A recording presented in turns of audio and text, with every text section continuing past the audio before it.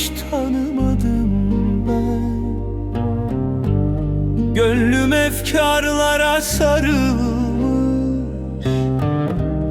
bir dem huzur bulamadım ben.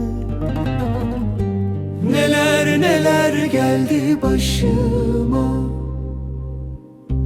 nasıl geldim ben bu yaşıma? Dolu vurdu toprağıma, taşıma, zehir doldu ekmeğime, aşıma. Neler neler geldi başıma,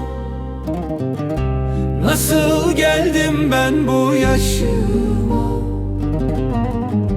Dolu vurdu toprağıma, taşıma, zehir doldu ekmeğime, aşıma.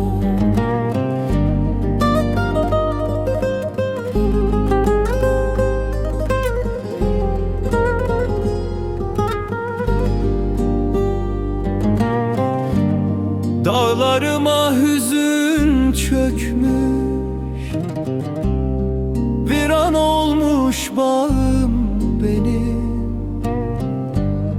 Günüm güneşine küsmüş, gece sığınağımdır benim. Neler neler geldi başıma,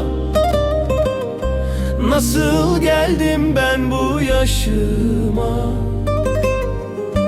Dolu vurdu toprağıma, taşıma, zehir doldu ekmeğime, aşıma.